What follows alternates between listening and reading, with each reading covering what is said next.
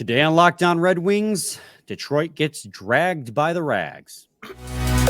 You're Locked On Red Wings, your daily podcast on the Detroit Red Wings. Part of the Locked On Podcast Network, your team every day.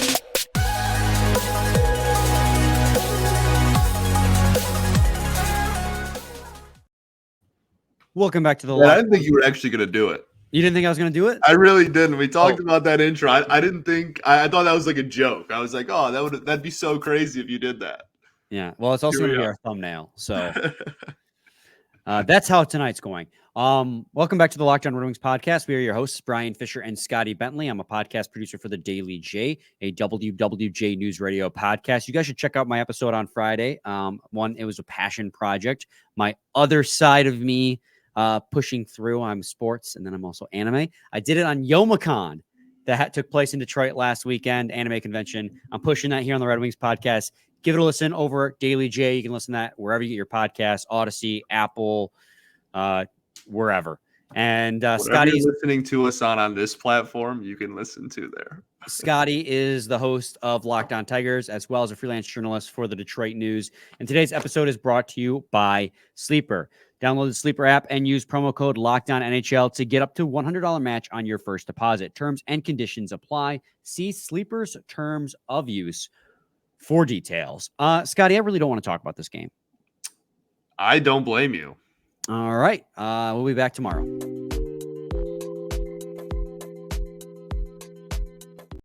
Well, unfortunately, we have to talk about this. Wouldn't that be crazy? We just sign off.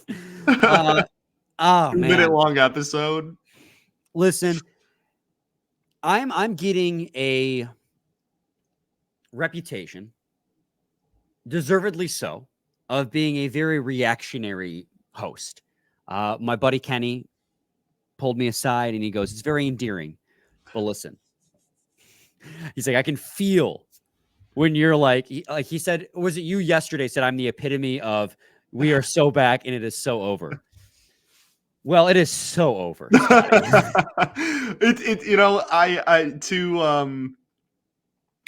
We've had several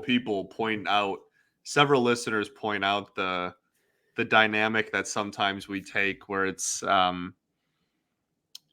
you reacting very strongly, like positively or negatively, and me either being like the Debbie Downer when you're really positive, or like, trying to bring you back up when you're super down. We've had several people point that out, but I'll come to your defense in this one specifically. It's really hard not to, just because the last two games have been like objectively the best performance of the season, or the best win of the season at least, and probably the worst of the season as well. And so it's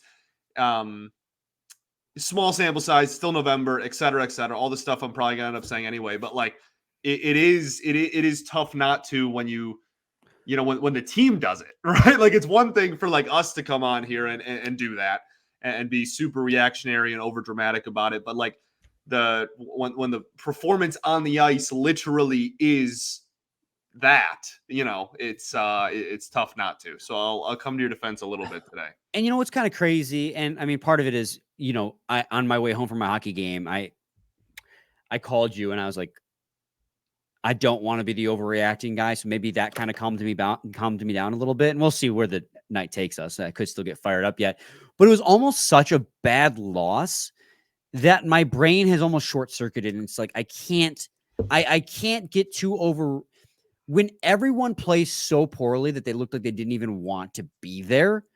It's hard for me to like even get so fired up to throw a fit. I almost want to just wash my hands of it and be like, these nights happen, because I know logically, and there are things to take away from this game that we obviously are going to talk about that have been a growing trend. And this game is absolutely the worst examples we have seen of all of it. But I know logically that this game is not representative of this hockey team. It is absolutely an unacceptable performance, especially coming off of what I had said was a statement win against the Boston Bruins. But I know at my core that this is not representative of what this team is. I think that it was the absolute worst we saw the worst of what this team's problems are show its ugly head in this game without the trademark like benefits that we had been seeing. But I know that they're not this bad. I know that they're way closer to the middle of the pack than that. I mean, what we saw was San Jose Sharks-esque out there tonight or last night by the time people are listening to this, against the New York Rangers. And I mean, I guess we should probably really get into it and not. Well, really quickly, really I just wanna agree with your sentiment there. There's a saying that for the people that that listen to Locked On Tigers as well, that's an 162 game season, right? And that's a team that, since I have been the host, has yet to be 500. So there's a lot of losses in that very long summer that is the baseball season. And I have an analogy, I guess is the word, an expression that I always say, where if there are in sports, there is games that are so good that there's very little analysis because everything just went so right that you're like, okay, well, we just won like 12-2, right? Like that's like not going to happen again. We're not going to win 12-2, maybe the rest of the season. Nonetheless, like every night, that's just like not going to happen. So like, what is there to really say? Everything was great. And then there's also the flip side of the coin where everything goes so poorly that it's just like you kind of just have to throw out the tape, wash your hands, and go on to the next game. And I feel like the Wings just do this thing, and that's, I'm sure, what we'll talk about here, where, you know, we'll talk about the slow start, I'm sure, in a second, but they also lead the NHL in third period goals. They lead the entire league in goals scored in the third period. And when you combine that with a team that has consistently been as slow of a starting team as the Wings have been, not only this year, but like dating back to the last several seasons, to be honest, that's been like a thing. You get very frustrating analysis because like the first two periods, I almost just want to do that and just be like, well, what is there to even really talk about? It was so bad. Everything was bad. Whatever you're like, oh, was this good or bad? It was bad. Every part of it was bad. But like, they reel you back in, and they only lose by 2 goals because they score 3 unanswered in the third. Yeah, they only lose by 2 goals, and they're only outshot by 4 shots. When out of the first period, they had I don't know the 5. Thank you. And I know this exactly because my roommate and I were talking about it while we were watching. They had 5 shots on net with 18 minutes remaining in the second period. They had 5 shots on net. Accumulatively, they had 5 shots in the first, 7 in the second, and then 16 in the third. Right. And obviously they had a strong third. And I'm going to put that in air quotes because I think that there is a lot to be. I think a lot of that has to do with the fact that the Rangers were up 5-0. And so they may have took the foot up, like the equivalent of garbage time goals. Like we always talk about when Matthew Stafford was here, people who were critical of him said that, you know, he was the king of garbage time touchdowns. And that's why his stats were always crazy. Like that's what this game felt like. This didn't feel like, to me, a team that didn't give up. And that's what I've been praising this team for. And I guess I don't want to sound hypocritical. They didn't give up. They scored 3 goals in the third period, but you could see it. Even after they scored, they didn't care. This wasn't a team that scored their first goal, their second goal, their third goal. And then we're like, we're back in it. Like this was a team that had given up and had scored goals, and we're like, okay, cool. Now it's less embarrassing. You can see the third goal was also with like, I want to say 5 minutes.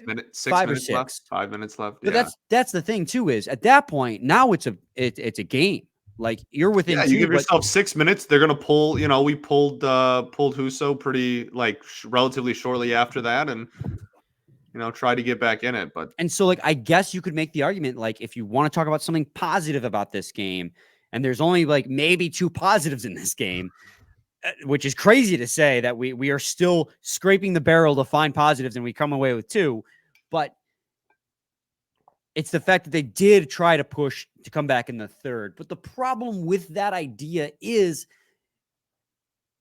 that you shouldn't have to come back in the third in every freaking hockey game. I mean, even their most complete game, their statement win against the Boston Bruins was, and I will argue that wasn't a slow start. I think, and we'll talk about that as well. It was a mega softie by Husso and a defensive lapse. I thought they started the first period strong and then 5 bad minutes in the first period were resulted in a 2-0 deficit. But even in that game, they had to come back. The Islanders game, slow start, they had to come back. All of their losses, they had to come back. And I mean, there were plenty of the wins they had in their win streak as well where they had to come back. Not all of them. Calgary, they got out to a quick lead. Tampa Bay, they got out to a quick lead. So, I mean, there were times where that wasn't the case. But very quickly, the narrative of this season is becoming start slow and then end hot. And that is not a sustainable way of winning hockey games. Yeah. We talked about that last year too. Like, again, like this isn't like the reason why this is a conversation so early on into this season even with the small sample size we have is because it was something we talked about last winter and spring, right? Like this isn't like the first time we've been talking about it with this hockey team. And so, yeah, man, it's like we literally lead the NHL in third period goals. And so it's and like that's good. I'll take it, right? Like that's something you want to be leading the NHL in, but not when it's at the expense, which is obviously like not correlated, but for this team for some reason is like it's frustrating when it's at the expense of a slow start. Absolutely. Scotty, we got to take a quick break, but when we return, we'll continue the conversation about the slow starts because it's becoming a trend and a problem, and it's prevalent throughout the team. So stay tuned to segment 2 of Locked On Red Wings. Got to talk to you guys today about eBay Motors. Passion, drive, and patience. What brings home the winning trophy is also what keeps your ride alive. eBay Motors has everything you need to maintain your vehicle and level it up to peak performance. From superchargers, roof racks, exhaust kits, LED headlights, and more. Whether you're into speed, power, or style, eBay Motors has got you covered. With over 122 million parts for your number one ride, you'll always find exactly what you're looking for. And with eBay Guaranteed Fit, your part is guaranteed to fit your ride every time or your money back. Because with eBay Motors, you're burning rubber, not cash. With all the parts you need at the prices you want, it's easy to turn your car into the MVP and bring home that win. Keep your ride or die alive at ebaymotors.com. Eligible items only. Exclusions apply. eBay Guaranteed Fit only available to U.S. customers. Also got to talk to you guys today about Sleeper. A new NHL season brings all sorts of possibilities. Believe it or not, Alex DeBrincat could still score 50 goals despite the fact that he's on a little bit of a dry spell right now. He'll get back to it. Red Wings could hoist the Stanley Cup. They're not out of it yet. One bad game, guys, in November doesn't mean it's the end of the world, despite what I might have you believe. Don't listen to my overreactions, guys. Things are going to be okay still. And you could also win big by playing daily fantasy hockey on Sleeper, the official daily fantasy app of the Locked On NHL Network. Sleeper is our number one choice for daily fantasy sports and especially daily fantasy hockey. Because with Sleeper, you can win 100 times your cash in daily fantasy hockey contests. All you have to do is pick whether studs like McKinnon, McDavid, although that Oilers team ain't doing a whole lot right now. You'd be better off trying to bet how many Stuart Skinner and I guess not Jack Campbell anymore. Actually, Calvin Pickard are going to let in for the Edmonton Oilers. Just got called up. Red Wings legend. Pickard at the expense of Campbell. Oh, who's making goodness. $5 million. Ken Holland. Masterclass. Ken Holland. Masterclass. Hey, so I might have sucked, but Ken Holland, baby. Great. You got to pick whether or not they'll record more or less. Probably more if you're the Oilers. Sleeper projections for things like goals, assists, saves, plus, minus, and more in a given game. To win 100 times bet on Sleeper, you need to correctly predict the outcome of 8 player stats. You heard me, Red Wings fans. You can win 100 times your money playing daily fantasy hockey with Sleeper. So start paying attention and nail your picks so you can start winning big. Use promo code LOCKEDONNHL and you'll get up to $100 match on your first deposit. Terms and conditions apply. That's Locked On NHL. See Sleeper's terms of use for details and locational availability.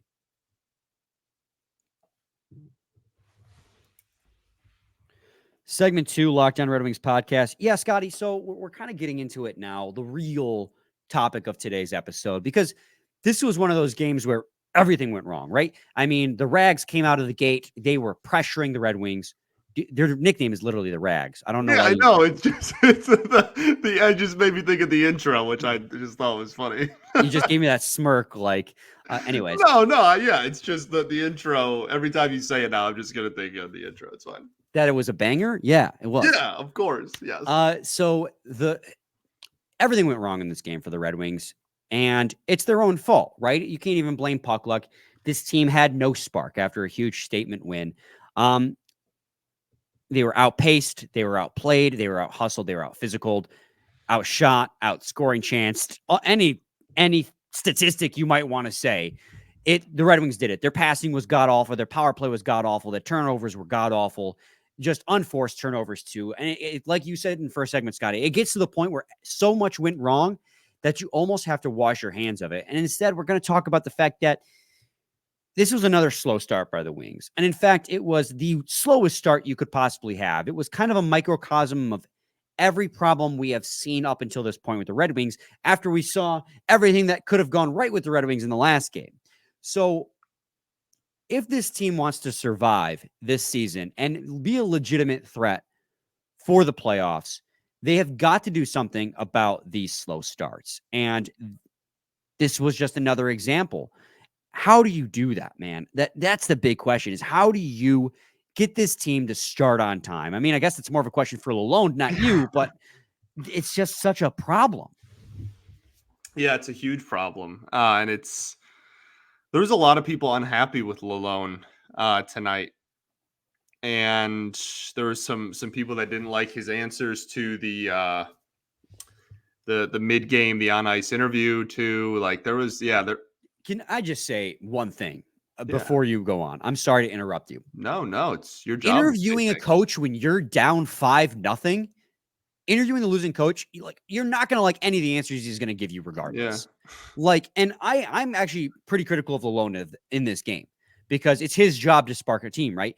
But people who are getting really upset, and I say, by the way, people are getting really upset about Lalonde's answers in a mid-game interview where he doesn't want to be talking to anyone anyway. Like you could see it in his eyes. He was furious. The team was down.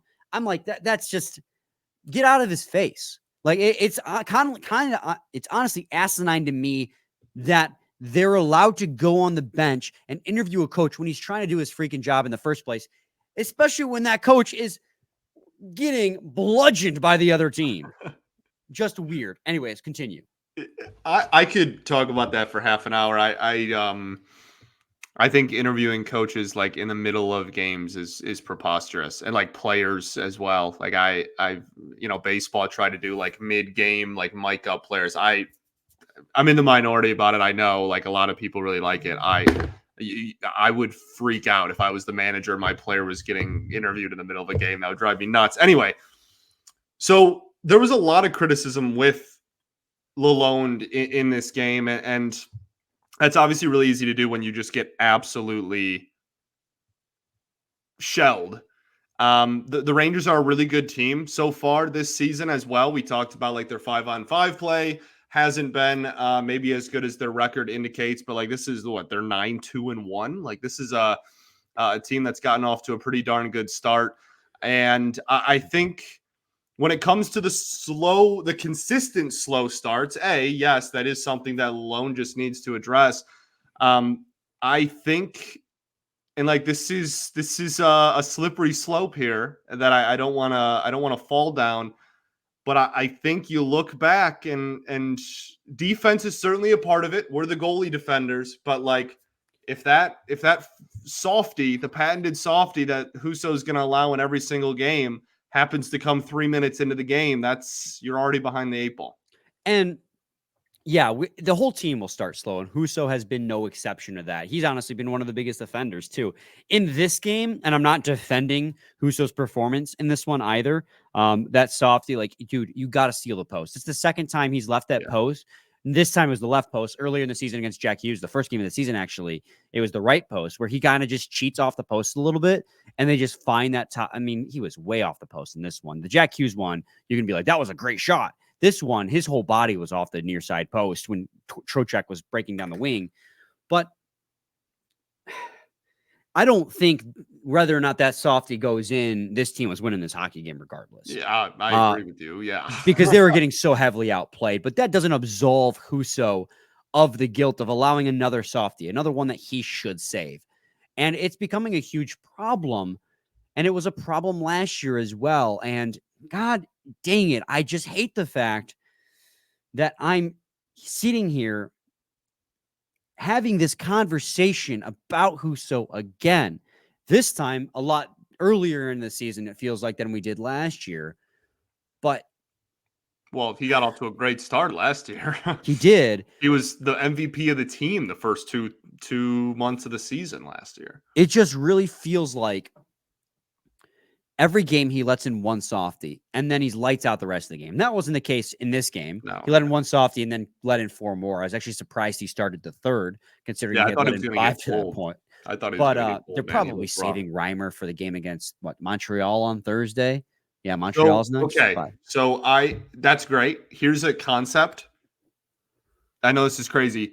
You have 3 goalies, and how often do you pull a goalie? It's not often. Okay, so maybe if you're gonna save Reimer and make sure you're not using him, maybe use the third freaking goalie. Maybe just a crazy concept. Maybe you get some PT out there. I don't know. What do All I know is our biggest fear going into the season was goaltending. And while Reimer's been really solid, only let in 1 softie this season thus far. Reimer's been great outside that 1 goal. Husso every single game lets in 1 goal that, while we will try our best to defend. Well, the defense was dreadful in this hockey game. Like it's Both not can be true, right? Yeah, exactly. That's where I was going. So many people try to you have to be like one or the other. Like you have to be like, oh, it's either completely the defense's fault or completely the goalie's fault. How about show the tape of this hockey game, and that completely absolves that argument. They were both dreadful. That is the I'm not kidding. There was a solid probably 3 or 4 minute stretch, I think, in the second period, the middle of the second period, I want to say. It was the easiest passing I think I've ever seen an NHL team have. The Rangers, I'm not kidding, just puck to stick, crisp, clean, beautiful, zero resistant passing anywhere in the offensive zone for like 3 straight minutes on the wings. It was the most passive and soft and non-aggressive. I mean, the 1 goal out in front, like, goes to spare, just bites on puck and leaves a guy wide open in front of the slot. Like, there's nobody else there. Like, it's both. Husso did not have a good game whatsoever, and the defense was dreadful. Yeah, I mean, we got to go to another break. And when we come back, I guess we'll rant for the last segment. I don't really know what else to... We can talk about the other one good thing that happened. We got that in our back pocket still. We can maybe end on a little bit positive note in a game where you got just totally shelled. So it really doesn't matter. Anyways, segment 3 coming up. Got to talk to you guys today about FanDuel. Score early this NFL season with FanDuel, America's #1 sportsbook. Right now, new customers get $150 in bonus bets with any winning $5 moneyline bet. That's $150 if your team wins. If you're thinking about joining FanDuel, there's no better time to get in on the action. The app is so easy to use. There's a wide range of betting options, including spreads, player props, over-unders, and more. Scotty, the Red Wings were the dogs on the road in this game. It looked very tempting, but I was smart enough to stay away. But I hope you people out there got the over, because it was set to 6.5 and teams combined scored 8. So if you bet that over, you made a little bit of money. So visit FanDuel.com/lockedon and kick off the NFL season.